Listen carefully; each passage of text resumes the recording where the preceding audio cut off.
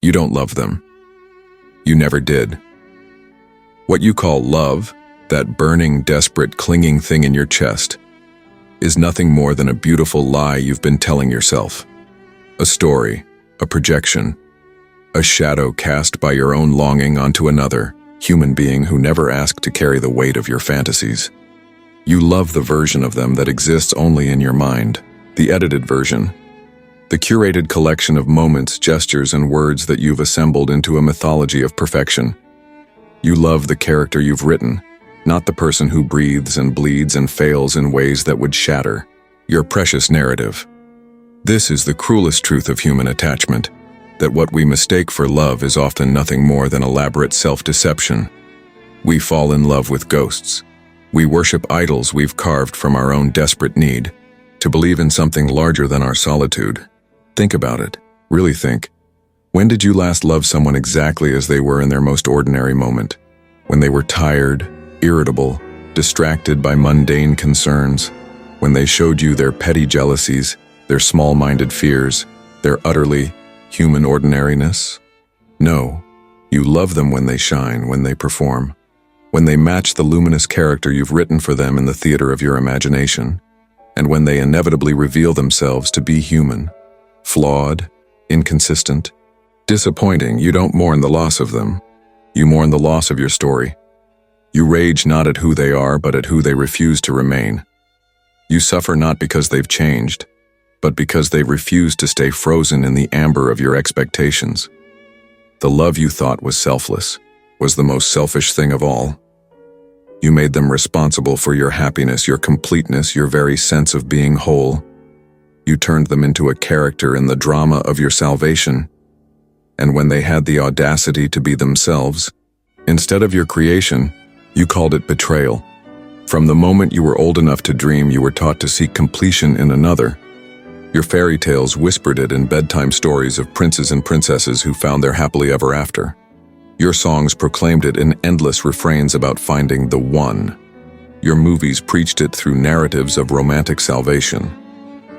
Your very culture built altars to the myth that somewhere out there walks your missing half, your soulmate, your answer to the riddle of existence. But this teaching was poison disguised as medicine. It trained you to look outward for what could only be found within. It conditioned you to project your unlived life onto others, to make them responsible for your growth, your joy, your very reason for being. It taught you that love was about finding someone to complete you, rather than discovering that you were already complete. So you learned to edit reality with the skill of a master filmmaker. When they spoke harshly, you remembered only their tenderness.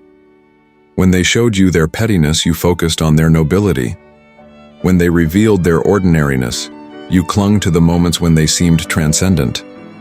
You became a curator of selective memory, an artist of willful blindness, weaving narratives of perfection from the scattered threads of partial truth. You learned to love conditionally while calling it unconditional. Your love had invisible strings attached. They had to remain the character you'd written, play the role you'd assigned, fulfill the story you'd imagined. When they stepped out of character, your love flickered. When they changed the script, your devotion wavered. When they dared to be human instead of mythical, you felt betrayed. The pain you feel when love disappoints isn't the pain of losing them. It's the pain of losing your illusion. It's the agony of watching your carefully constructed mythology crumble before the relentless assault of who they actually are. You grieve not for a person, but for a dream. Not for reality, but for the beautiful lie that made reality bearable. You were taught that this was normal, expected, even noble. You were told that love meant sacrifice, compromise, making someone else the center of your universe. But what they didn't tell you was that this kind of love is a form of spiritual vampirism, feeding off another's energy to fill the void within yourself that only you can fill. This is why you suffer. Not because love has failed, but because you've mistaken your story for love itself. Not because they've disappointed you, but because you've disappointed yourself by refusing to see them clearly. Not because they've changed, but because you've demanded that they remain unchanged in a universe where change is the only constant. Alan Watts understood this delusion with crystalline clarity. He saw that human attachment, what we call love, is often a form of unconscious tyranny, a demand for another to remain frozen in the amber of our expectations, never changing, never growing beyond the boundaries of our narrative about them. Watts recognized that most of what we call love is actually a sophisticated form of selfishness dressed in the language of devotion. We love others not for who they are, but for who we need them to be. We love them not freely, but conditionally, with invisible contracts and unspoken demands. We love them not as separate beings with their own mysterious depths, but as characters in the story of our own completion. This pseudo-love is rooted in what Watts called the illusion of the separate self, the belief that we are isolated beings who need external validation, completion, and salvation.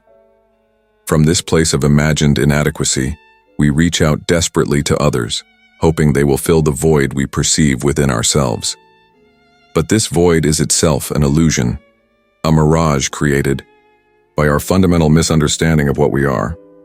True love, Watts knew, is not possession but appreciation, not grasping but witnessing, not the desperate attempt to make another complete us, but the recognition of their complete otherness, their irreducible mystery, their fundamental freedom to be exactly who they are in each unfolding moment. This kind of love doesn't arise from need but from abundance. It doesn't seek to get something but to give freely. It doesn't demand consistency but celebrates the ever-changing nature of existence. It doesn't require permanence but finds beauty in the temporary dance of two conscious beings sharing space and time. But this requires something most are unwilling to give: the death of the story, the surrender of the myth, the courage to love what is rather than what we wish were. It demands that we abandon our role as editor and director of another's existence and simply witness, without agenda, without expectation, without the secret hope that our love will transform them into the character we've written. To love without story is to love without condition, without manipulation, without the subtle violence of expectation. It is to love the way nature loves: rain, falling equally on the just and unjust, sun shining on saint and sinner alike, asking nothing in return, expecting no particular outcome. This is love, as the universe intended: abundant, unconditional, free from the tyranny of narrative and expectation. It is love as pure gift, pure presence, pure witness to the mystery of another's existence.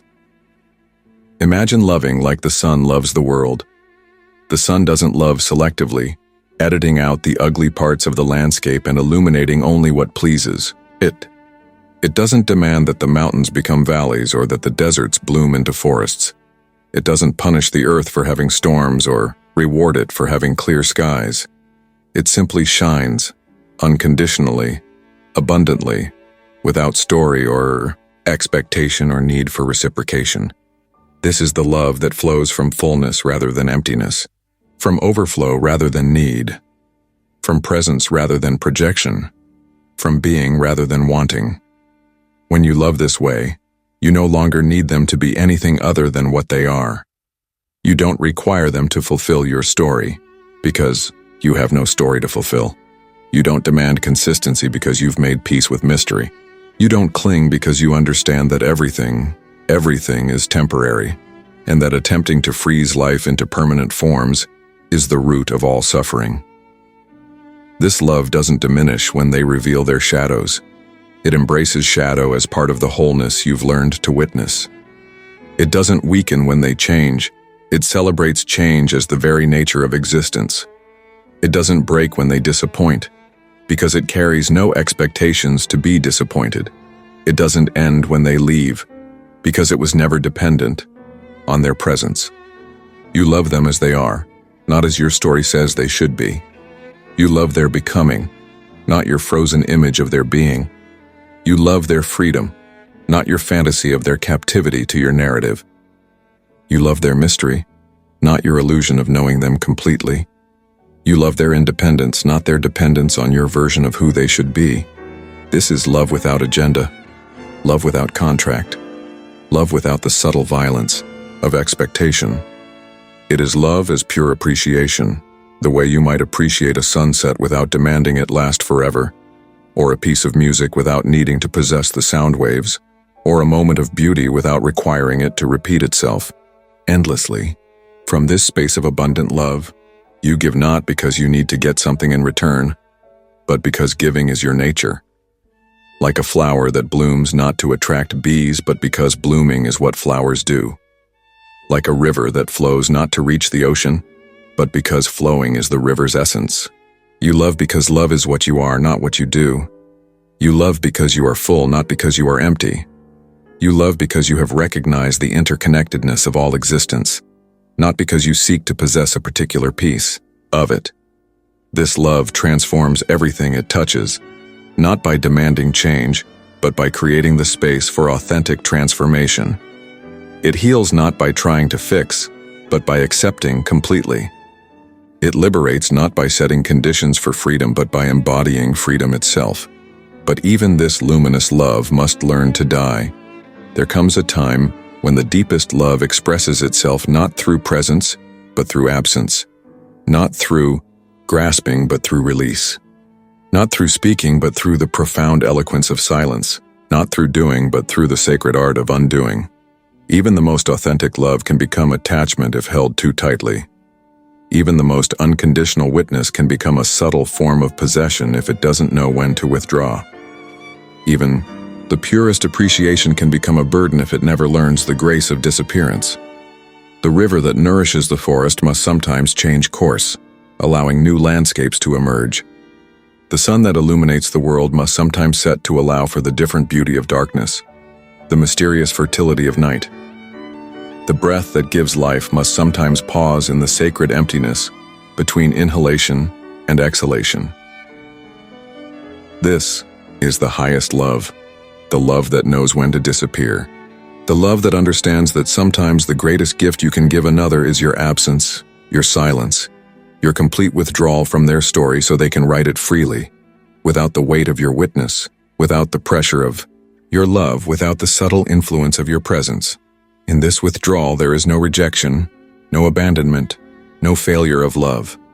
There is only the recognition that true love sometimes expresses itself through stepping back, through creating space, through allowing the beloved to exist completely independent of your loving gaze. This silence is not the silence of indifference or neglect. It is the pregnant silence of deep space which contains all possibilities. It is the fertile silence of winter soil, which holds the seeds of spring.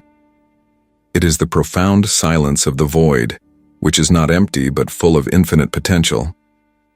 In silence, you return to yourself, not the needy, story-creating self that sought completion in another, but the essential self that was always complete, always whole, always sufficient.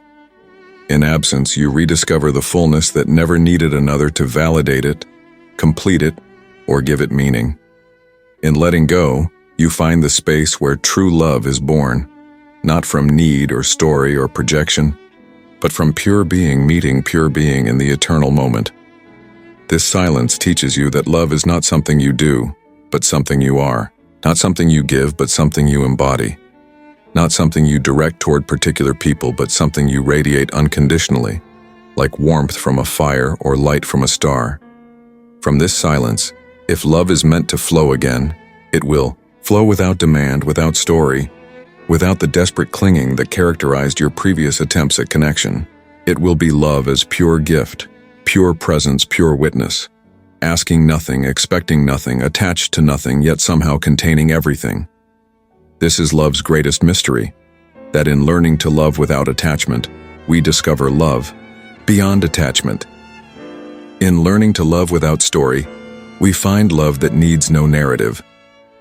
In learning to love in silence, we discover the love that speaks without words, touches without grasping, presence without possessing.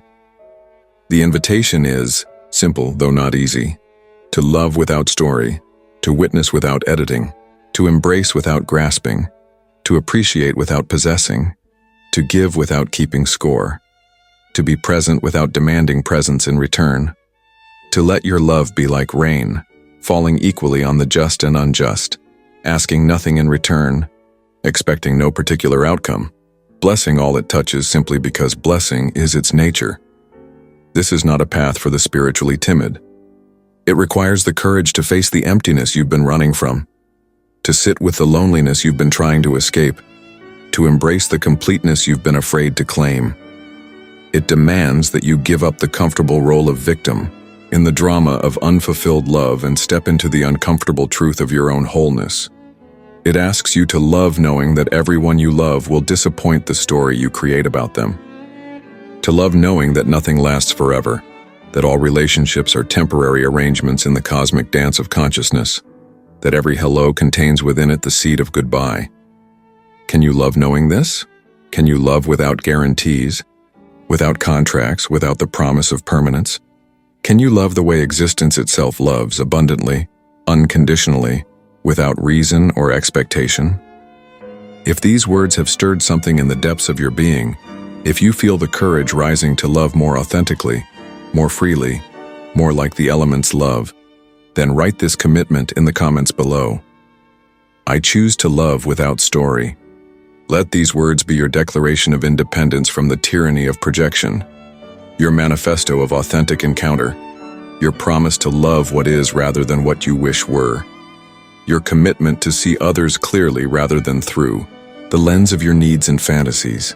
And if you're ready to dive deeper into this labyrinth of authentic relationship, to explore more of Watts's radical understanding of love and attachment, there are other mirrors waiting, other confrontations, with the beautiful lies we tell ourselves about connection and belonging. The path to authentic love runs through the graveyard of our stories. Walk it with courage. Walk it with silence. Walk it knowing that on the other side of your illusions waits something far more beautiful than any story you could ever write. The simple, mysterious, ever-changing reality of another human being, finally free to be themselves in the spaciousness of your storyless love. This is the love that liberates rather than binds, that gives rather than takes, that witnesses rather than judges.